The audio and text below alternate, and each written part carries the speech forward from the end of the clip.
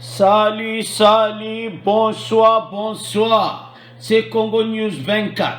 Nous sommes encore aujourd'hui pour vous présenter cette émission sur notre beau pays, la République démocratique du Congo. Comme d'habitude, avant de commencer, nous disons merci à Dieu, nous disons merci à nos chers abonnés et téléspectateurs qui nous suivent à cet instant. Comme le titre le dit, tête à tête, Nemwanda Semi et président Félix Tshisekedi. Pourquoi nous disons tête à tête? Parce que bientôt, la semaine prochaine, Nemwanda Semi sera reçu en audience par le président de la République. Bandeko, le loto koloba, pona sujet oyo était la semaine prochaine, Nemwanda Semi akumona président na présidence.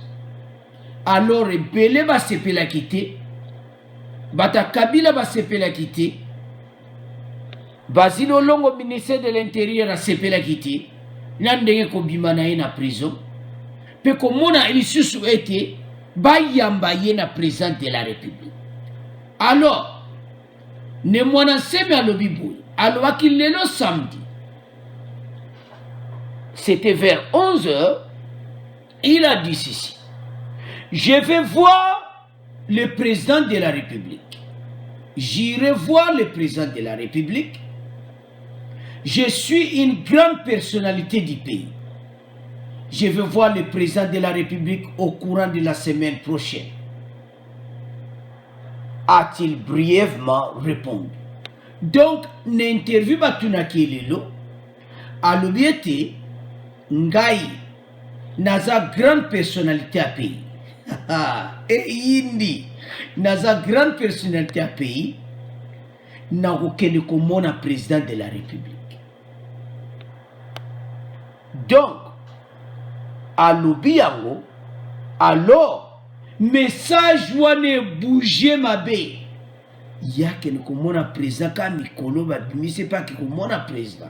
Alors tout cela est un entourage, il y a ancien gouvernement. Alors, Yango a fait ce message naïe, mpe alobiboui, a message on a zoloba sikoyo, et wuti, et paya olenganko. Donc, après libération, il y a Mwananse. C'est grâce à toutes les autorités de notre pays à qui je rends hommage et le chef de l'État en particulier qui s'est investi personnellement à respecter la procédure de la République mais aussi à protéger les droits des citoyens de Nemwanda Nse. Donc, Olengankoya le dit clair que il faut rendre grâce à l'autorité à pays parce que la procédure mo kitoko bazongsi na prison et puis pesier grâce naï. Étant donné que la justice considère que Nemwanda Semi était évadé de la prison, il fallait respecter la procédure. Le plus important, c'est que Nemwanda Semi a retrouvé sa liberté en tant que citoyen de la RDC, a expliqué Joseph Olengonko. Donc, le dit que c'est grâce au président de la République. Donc, Alandi Penema, le président vraiment lingi, donc, état de droit est à la respecter. Alors, nous sommes monaki oba kene na makala tout ça, de présence avec Olanda ba on ba norme. Yangwa ba tika kia kende na prison et puis abima. Donc, à ça la démarche wana moko pour respecter mes biko. Alors, bande kobolan, Nemwanda Semi aza vraiment clair. Donc, ta onyoji a passé parce que batuni est question. 2 ans au yozaraki wat. Boyebi que l'émission passée, aloba qui était yazaki n'espace. Azaki n'espace. Alors, si ko boyoka message o aloba ki lelo. Lelo alobi boy. Donc, moi je vais lire. Donc, le leader du mouvement politico-religieux, Boundou Diamayala, a promis de s'étendre longuement sur le sujet dans 2 mois, au cours d'une conférence de presse. Et dans 2 mois, a fait sa conférence de presse. Donc, Wana Moneko Yinda Mabi a expliqué d'abord, et pas Wapia Zala qui n'espace,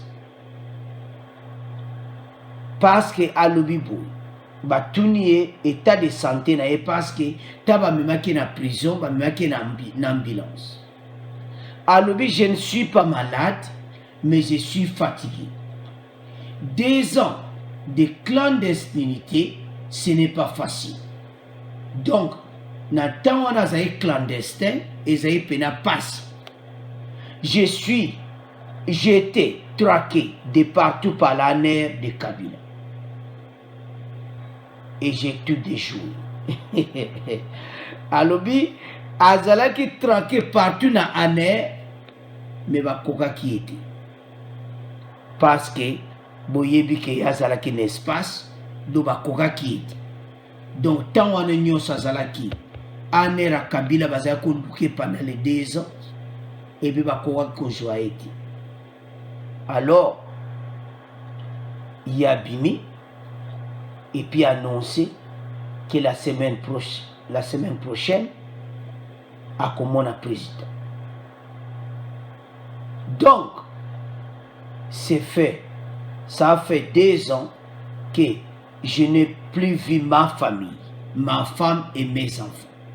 Je dois me reposer, a-t-il dit, devant ces militants. Donc, à ceux-là qui n'ont pas militant, a expliqué que 2 ans on a mon famille n'était pas banane. Donc, les lois comme libre, semaine prochaine à comme on a président, bon après wana à promettre bateau que pendant donc na mikolo ya a la conférence de presse. Alors que la matata yango tolobi tête à tête avec le président de la République.